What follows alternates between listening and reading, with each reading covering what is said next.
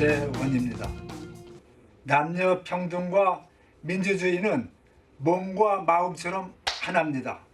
더불어민주당은 해변의 조개는 잘 아는 것 같은데 남녀 평등은 모르는 정당입니다.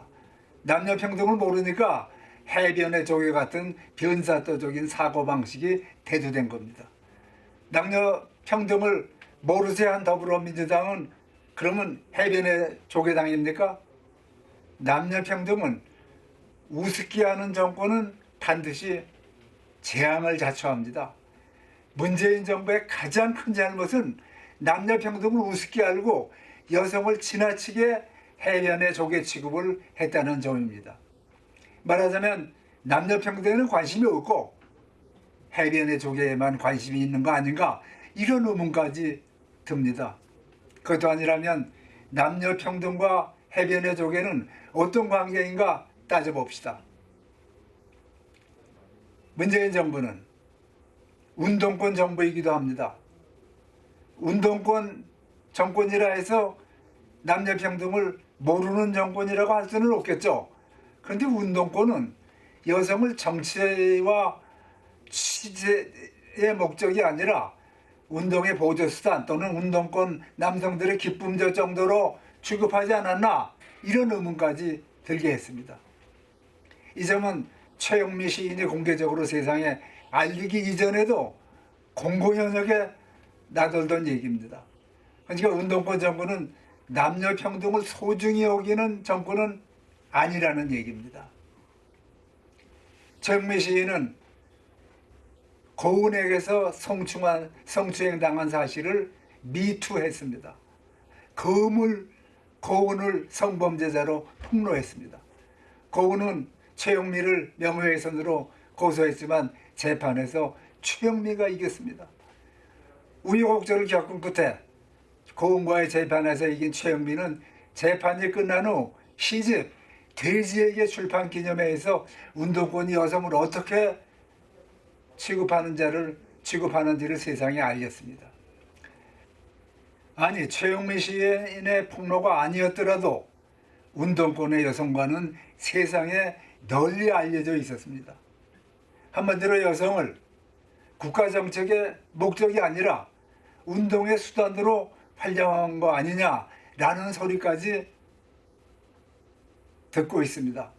어쨌든 무능한 문재인 정부가 남녀 평등을 우습게 알았기 때문에 일어난 일들은 어마무섭고 끔찍합니다. 박원순, 오거돈 두 시장의 여직원 성추행으로 해서 500억이 넘는 예산이 퍼부어진 보궐선거가 있었습니다. 그리고 박원순은 스스로 목숨을 끊기도 했습니다. 게다가 이번 서울과 부산에서 치러진 보궐선거 결과 더불어민주당은 추풍낙엽 신세가 되고 표 떨어지는 소리가 천지를 진동했습니다. 박원순, 오거돈 두 변사또들 덕분입니다. 그런데 아직도 민주당은 두 변사또를 징계하지 않고 있습니다. 국민의 표심을 우습게 하는 건 아니냐고 진짜 물어보고 싶어요. 저는 얼마 전 이 유튜브에서 더불어민주당이 보궐선거 전에 해야 할 일이라는 제목의 방송에서 박원순, 오거돈 제명 처분하라는 제안을 했습니다. 안희정까지 포함해서 3명의 대표적인 변사또를 제명하라고 제안을 했던 겁니다. 왜냐하면 그 세 변소단은 더불어민주당의 원죄처럼, 낙이처럼, 주홍글씨처럼 떨어지지 않고 붙어 다닐 것을 믿었기 때문입니다. 그리고 보궐선거 결과는 예상한 대로 대참패입니다. 여성을 우습게 하는 정권이 자초한 것이 서울과 부산의 시장 보궐선거였습니다.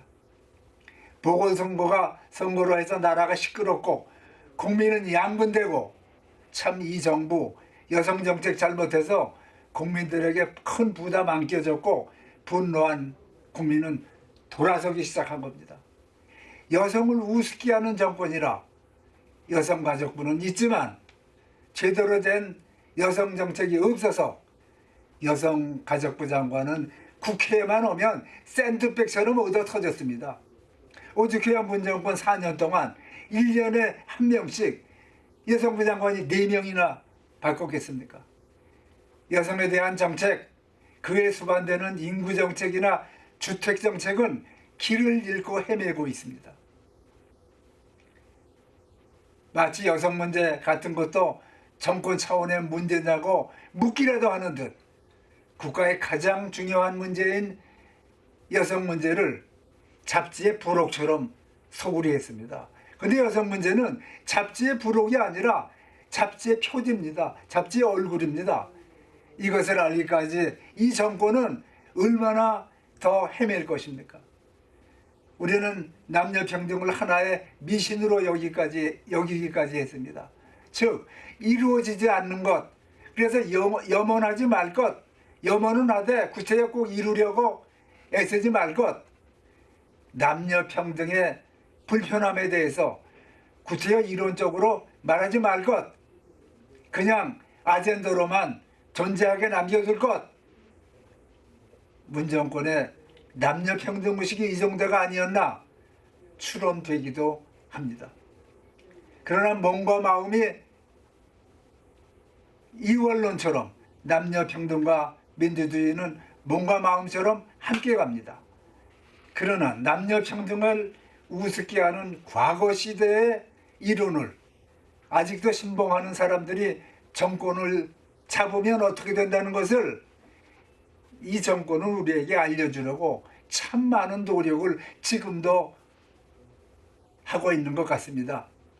서론과 결론을 한꺼번에 말하라면 완전한 남녀평등 없이 민주주의는 영원히 완성되지 않을 것입니다. 정신과 육체의 긴장, 정신과 육체의 갈등, 정신이 육체를 지배하느냐, 육체가 정신을 좌우해야 하느냐는 문제는 철학의 영원한 명제일 수도 있습니다. 다만 우리는 육체를 느끼게 하는 것이 정신이고 육체가 사라지면 정신도 소멸된다는 육체와 정신의 이원론 속에서 살고 있습니다. 여기서 인류학 이론도 아니고 정신과 육체의 유기적인 관계도 아닌 얘기를 하는 것은 남성과 여성은 정신과 육체처럼 하나이고 동등하고 함께하는 존재임을 강조하기 위해서입니다. 정신과 육체 어느 한쪽 하나만 가지고는 아무것도 되지 않습니다. 여기서 건강강제를 하려는 것은 아닙니다. 다만 여성 문제를 남성과 뚝 띄워놓고 생각하고 처리하려는 정근대적인 사람들에 의해 저질러지고 있는 남녀 불균형 정책이 너무 안타까워서 이런 얘기를 하는 겁니다. 마음과 몸이 인간을 구성합니다. 남성과 여성이 세상을 구성합니다. 어느 한쪽도 없어서는 안 됩니다. 똑같이 중요합니다. 한쪽이 없어지면 다 없어집니다. 육체와 정신의 관계가 딱 이와 같습니다. 그러면 다른 정권은 남녀평등을 잘했느냐?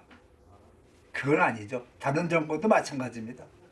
이 나라의 정권은 골고루 여성들을 하대했습니다. 우리가 잘 알고 있는 그대로 하대했습니다. 몸과 마음이라는 두 개체는 본질적으로 다른 실체인가? 아니면 하나로 보아야 하느냐는 문제는 건강 문제가 아니라 철학적 존재론에 해당됩니다.